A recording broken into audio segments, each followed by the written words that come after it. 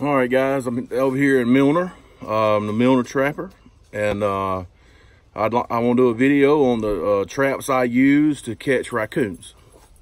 Now, when you say trapping season, which was started yesterday, it was raining like crap, but anyway, I think of raccoons, because I love trapping raccoons. That's my number 1 animal I target when fur season comes in, is raccoons first. I love them. I love trapping them. Other animals, I trap coyotes and stuff like that, but raccoons is my, I just, when you say trapping, I think raccoons. I mean, I just love it. So let's get into the first trap that I use. Now I'm gonna show in other videos, me on location, setting these traps, how I set them up and how I work them and how I use them. But let's look at this first one right here. You catch raccoons with this one. This right here is a 110. Now people say, man, that trap is way too small to catch a raccoon or anything like that. You've lost your mind. This 110 right here will catch you raccoons, possums, squirrels, anything you want to put in it. Now I'm gonna be honest with you, I've never caught a rat in it. One of those rats they have up north, what are them things? Whatever them kind of rats are. Muskrat. I never caught one of them because I've never seen one. I don't know if they're gone in this area or what, but in Georgia, we don't have a lot of muskrats. But this right here will catch it. Last year, for example, what I do is I go on creeks that doesn't have a lot of activity, that people are like, oh, there's nothing much going on there. And I'll dig me a hole about 8 inches deep, and the size of this hole, this trap here, and I will set this in front of it, anchor it off, and I'll put my bait deep down in that hole and squirt fish oil around it. I promise you, you're gonna have animals going in it. And most of the time, it's either gonna be a coon or it's gonna be a possum. You just might as well live with it, guys. If you're trapping coons, you're gonna trap you some possums. So, I caught a possum in this trap last year. So the head was so big, I promise you, it had to force itself in there to get to the bait. And I thought I was gonna have to cut the trap to even get the head out. And that's how big that animal was in there. I've caught possums and raccoons by the head and by their hand. When they reach in, they hit the trigger, their hand hits it, and I've caught them by the hand and they can't get away. 110. I don't use a lot of them, but when I do, I catch animals. My next trap that I use is the Conibear by Duke. This is a Duke Conibear. This one in particular is a 220. Now in your area, you better check, because sometimes 220s are not legal. So if your dimensions are too big, you can't use it on land. Which, how you beat that is you put your board in front of it and it closes it up. 220s and 160s for raccoons. This right here will destroy any raccoon on the planet. Any, I don't care how big it is, will fit its head in this thing right here. This 220 will catch you some fur. How I use this is I use these stands. And I find coon trails, which is hard to find in Georgia. And you can watch videos from up north and these beautiful, pristine coon trails. We don't have them here. So you find a trail, set you one of these up, you're gonna catch something. I used to put it, these stands goes in here just like this. It sits dead, and stick this all the way into the ground here. And you see that distance right there? That's how far it needs to be off the ground. If your dimensions is not right, put your board in front of it, okay? This is how I use it, this one, with the stand in the trails. My other way I use this trap is with a bucket set. I take a bucket and I cut me some grooves in it. You see like that?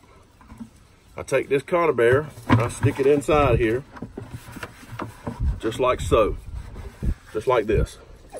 Now you see how I got that trigger down one side and one across the top, to give it more room to look in there. I put the bait down in the back side of it, And they go in there and they enjoy life. Like I said, if your dimensions are wrong, put your board in front of it. That way your dimensions are right. Now, a 160 in Georgia is perfect. I mean, you don't have to put a board in front of it, but I like the 220s, so I put a board in front of it because I like them. You will catch the animals in this. This is a coon destroying machine. I've caught coon, possum, skunk, and I even caught, why it got in the trap, a pig in this thing. No joke, last year. All right, let's go to the next one. This next one, of course, is one of everybody's favorites.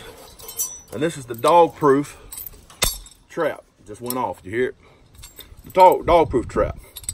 I take cat food, and I got a mixture I use, and squirt oil around it, and my own little lure that I have. I put it down in this hole right here. The coon sticks his hand in there, and there's a trigger right here that he pulls, and the trap goes off. His hand gets caught in there, and he's gonna be there when you get back unless a predator comes and gets it before you do. So you might check your traps.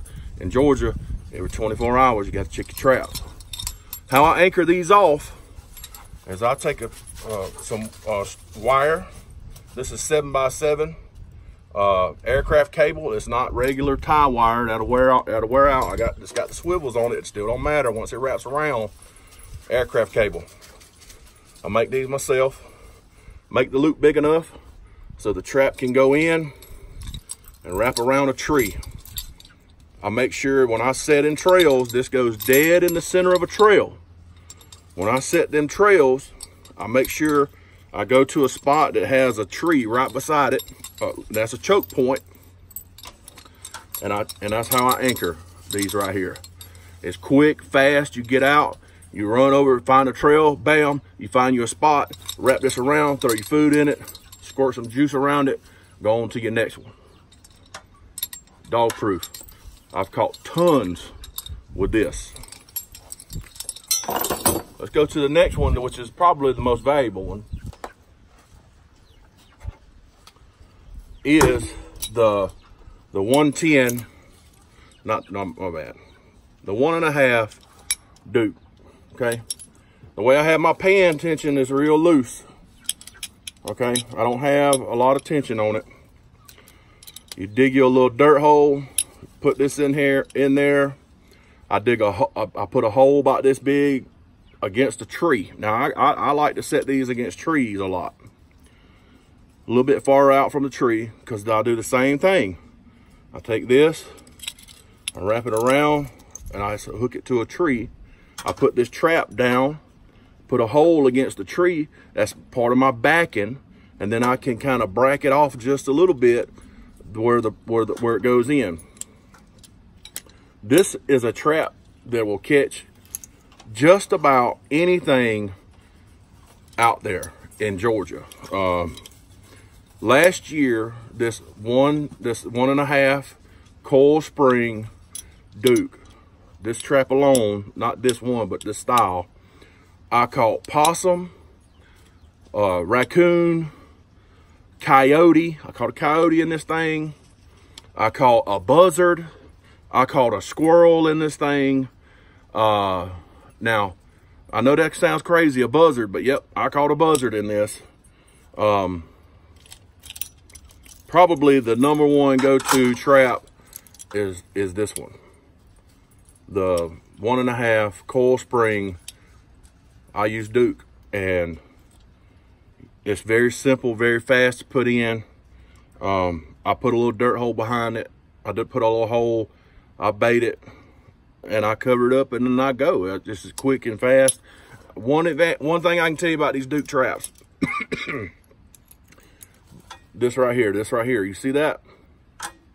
If you're trapping out there in the water, by the water or whatever, oh, let me tell you about this. I have a small beaver, caught him by the toe in this thing. So there's another animal. You run you some wire out in the water, and this right here is actually a drowning swivel. So they go down and can't come back up. So that's another reason I like Dukes. Let me show you something else I anchor with. A lot of people use the stuff that goes in the earth. I only use that for coyotes.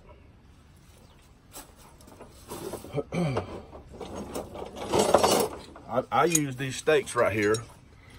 This is about 2 foot long stake, or a piece of rebar, number 3. I take a nut and I hammer a nut on it, and I put me a swivel on it. That helps me hold it in there. If I don't have a tree to tie off to, this is what I use. I take this, I take that, and I put it down in there like this. Hammer that in. It ain't getting in the way. I don't care.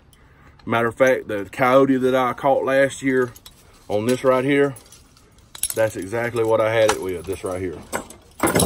Pretty simple. Only other thing I can tell you that you need to have is one of these hammers. That way you can dig your dirt hole. You can dig for your set, and then you can dig a little hole for your coon, the hole for bait hole, and you hammer it in. I'm telling you. One other thing, let me tell you what you need to have. You need a pair of setters. Now, I know you tough guys out there are tougher than they can be. Now, me, myself, I'm 6'4", over 300 pounds, and I promise you, I can set these traps by hand, these conibears. But why would I? When I can purchase me a pair of setters and not waste my time struggling because I think I'm a man and I want to set my traps. Don't take a chance. Just get you some freaking, I mean, it's not that hard. Get these right. These are really light. I bought these. These are the kind that are really, really light. And I mean, come on, guys. So those are basically the traps. I do use box traps here and there if I'm on somebody's property that don't want their animals caught in it. But I can tell you, those are the traps I use for raccoons. Now, those same traps are going to catch you more than just raccoons. It's going to catch you a large variety of animals. So that's what I use to trap raccoons. And I'll do videos on how I set these particular traps up on site. And I'll show you the stuff that I bait them with, and hopefully I can show you some catches in them. And that's about it. I appreciate it if you'd subscribe to my channel, hit a like, and I look forward to see you. Leave a comment. I'll comment back whether you liked it or not. I also have a Twitter page and an Instagram page and a Facebook page, and I appreciate you watching. And good luck out there trapping this year, guys. I hope you have a great trapping season.